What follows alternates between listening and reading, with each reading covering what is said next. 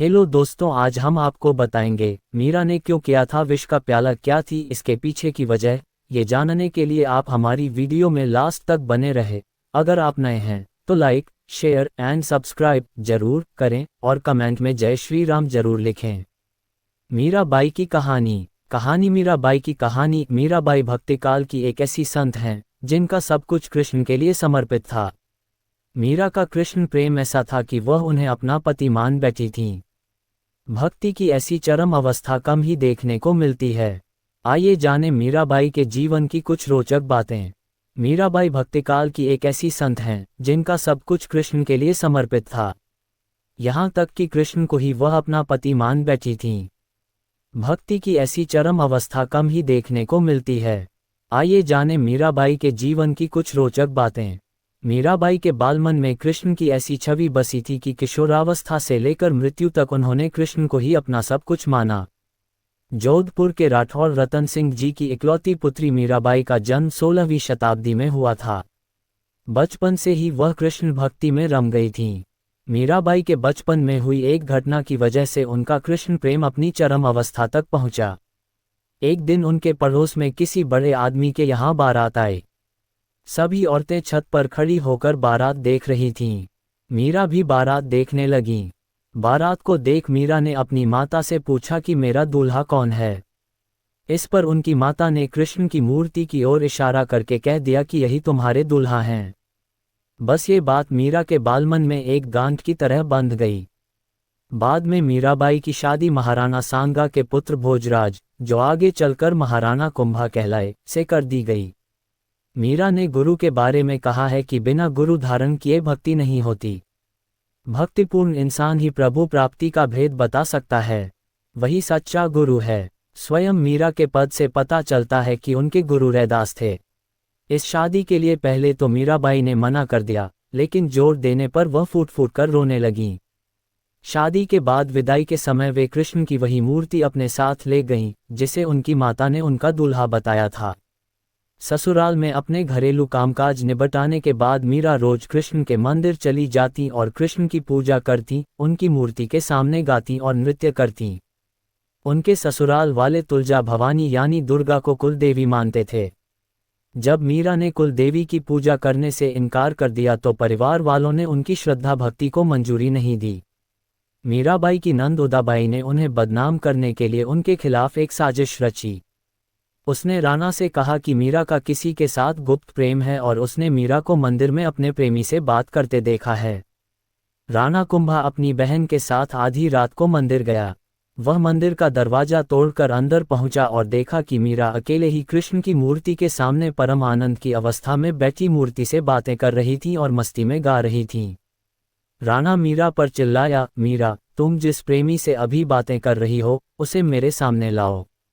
मीरा ने जवाब दिया, वह सामने बैठा है, मेरा स्वामी ज्ञानचोर, जिसने मेरा दिल चुराया है, और वह समाधि में चली गईं। इस घटना से राणा कुंभा का दिल टूट गया, लेकिन फिर भी उसने एक अच्छे पति की भूमिका निभाई और मरते दम तक मीरा का साथ दिया। हालांकि मीरा को राजगद्दी की कोई चाह नहीं थी, फिर भी राणा के संबंधी मीरा को कई तरीकों से सताने लगे। कृष्ण के प्रति मीरा का प्रेम शुरुआत में बेहद निजी था, लेकिन बाद में कभी कभी मीरा के मन में प्रेमानंद इतना उमड़ पड़ता था कि वह आम लोगों के सामने और धार्मिक उत्सवों में नाचने गाने लगती थीं। वे रात में चुपचाप चित्तौड़ के किले से निकल जाती थीं और नगर में चल रहे सत्संग में हिस्सा लेती थीं। मीरा का देवर विक्रमादित्य, जो चित्तौड़गढ़ का नया राजा बना, बहुत कठोर था। मीरा की भक्ति, उनका आम लोगों के साथ घुलना मिलना और नारी मर्यादा के प्रति उनकी लापरवाही का उसने कड़ा विरोध किया। उसने मीरा को मारने की कई बार कोशिश की। विवाह का मतलब यही है कि आप एक इंसान के लिए अपनी हर चीज समर्पित कर दें, अपना शरीर, अपना मन और अपनी भावनाएं। आज भी कई ईसाई संप्रदायों में नन बनने की दीक्षा पाने के लिए लड़कियां पहले जीसस के साथ विवाह करती हैं। यहाँ तक कि एक बार उसने मीरा के पास फूलों की टोकरी में एक जहरीला सांप रख कर भेजा और मीरा को संदेश भिजवाया कि टोकरी में फूलों के हार हैं। ध्यान से उठने के बाद जब मीरा ने टोकरी खोली तो उसमें से फूलों के हार के साथ कृष्ण की एक सुंदर मूर्ति निकली। राणा का तैयार किया हुआ कांटों का बिस्तर भी मीरा के लिए फूलों का सेज बन गया जब मीरा उस पर सोने चली। जब यातनाएं बर्दाश्त से बाहर हो गईं, तो उन्होंने चित्तौड़ छोड़ दिया। वे पहले मेड़ता गईं, लेकिन जब उन्हें वहां भी संतोष नहीं मिला तो कुछ समय के बाद उन्होंने कृष्ण भक्ति के केंद्र वृंदावन का रुख कर लिया। मीरा मानती थी कि वह गोपी ललिता ही हैं, जिन्होंने फिर से जन्म लिया है। ललिता कृष्ण के प्रेम में दीवानी थीं। खैर, मीरा ने अपनी तीर्थयात्रा जारी रखी। वे एक गांव से दूसरे गांव नाचती गाती पूरे उत्तर भारत में घूमती रहीं। माना जाता है कि उन्होंने अपने जीवन के अंतिम कुछ साल गुजरात के द्वारका में गुजारे। ऐसा कहा जाता है कि दर्शकों की पूरी भीड़ के सामने मीरा द्वारकाधीश की मूर्ति में समा गईं। मीरा के लिए कृष्ण भ्रम नहीं, हकीकत थे। इंसान आमतौर पर शरीर, मन और बहुत सारी भावनाओं से बना है। यही वजह है कि ज़्यादातर लोग अपने शरीर, मन और भावनाओं को समर्पित किए बिना किसी चीज़ के प्रति खुद को समर्पित नहीं कर सकते। विवाह का मतलब यही है कि आप एक इंसान के लिए अपनी हर चीज़ समर्पित कर दें, अपना शरीर, अपना मन और अपनी भावनाएं। आज भी कई ईसाई संप्रदायों में नन बनने की दीक्षा पाने के लिए लड़कियां पहले जीसस के साथ विवाह करती हैं। कुछ लोगों के लिए यह समर्पण शरीर, मन और भावनाओं के परे एक ऐसे धरातल पर पहुंच गया जो बिल्कुल अलग था, जहां यह उनके लिए परम सत्य बन गया था। ऐसे लोगों में से एक मीराबाई थीं, जो कृष्ण को अपना पति मानती थीं। कृष्ण को लेकर मीरा इतनी दीवानी थीं कि महज 8 साल की उम्र में मन ही मन उन्होंने कृष्ण से विवाह कर लिया। उनके भावों की तीव्रता इतनी गहन थी कि कृष्ण उनके लिए सच्चाई बन गए। यह मीरा के लिए कोई मतिभ्रम नहीं था, यह एक सच्चाई थी कि कृष्ण उनके साथ उठते बैठते थे, घूमते थे। ऐसे में मीरा के पति को उनके साथ दिक्कत होने लगी, क्योंकि वह हमेशा अपने दिव्य प्रेमी के साथ रहतीं। यहाँ तक कि मीरा ने अपने दिव्य प्रेमी के साथ संभोग भी किया। उनके पति ने हर संभव कोशिश की ये सब समझने की, क्योंकि वह मीरा को वाकई प्यार करता था। लेकिन वह नहीं जान सका कि आखिर मीरा के साथ हो क्या रहा है। दरअसल मीरा जिस स्थिति से गुजर रही थी और उनके साथ जो भी हो रहा था, वह बहुत वास्तविक लगता था, लेकिन उनके पति को कुछ भी नजर नहीं आता था। वह इतना निराश हो गया कि एक दिन उसने खुद को नीले रंग से पोत लिया, कृष्ण की तरह के पोशाक पहनकर मीरा के पास आया। दुर्भाग्य से उसने गलत तरह के रंग का इस्तेमाल कर लिया, जिसकी वजह से उसे एलर्जी हो गई और शरीर पर चकत्ते निकल आए। मीरा के इर्द गिर्द के लोग शुरुआत में बड़े चकराए कि आखिर मीरा का क्या करें। बाद में जब कृष्ण के प्रति मीरा का प्रेम अपनी चरम ऊंचाइयों तक पहुंच गया, तब लोगों को ये समझ आया कि वे कोई असाधारण औरत हैं। लोग उनका आदर करने लगे।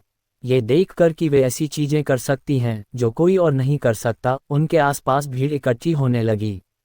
मीरा ने जवाब दिया, वह सामने बैठा है, मेरा स्वामी ज्ञानचोर, जिसने मेरा दिल चुराया है, और वह समाधि में चली गईं। पति के मरने के बाद मीरा पर व्यभिचार का आरोप लगाया गया। उन दिनों व्यभिचार के लिए मृत्यु दंड दिया जाता था, इसलिए शाही दरबार में उन्हें जहर पीने को दिया गया। उन्होंने कृष्ण को याद किया और जहर पीकर वहां से चल दीं। लोग उनके मरने का इंतजार कर रहे थे, लेकिन वह स्वस्थ और प्रसन्न बनी रहीं। इस तरह की कई घटनाएं हुईं। दरअसल भक्ति ऐसी चीज है जो व्यक्ति को खुद से भी खाली कर देती है। जब मैं भक्ति कहता हूं तो मैं किसी मत या धारणा में विश्वास की बात नहीं कर रहा हूं। मेरा मतलब पूरे भरोसे और आस्था के साथ आगे बढ़ने से है। तो सवाल उठता है कि मैं भरोसा कैसे करूं? आप इस धरती पर आराम से बैठे हैं, ये भी भरोसा ही है। ये गोल धरती बड़ी तेजी से अपनी धुरी पर और सूरज के चारों ओर घूम रही है।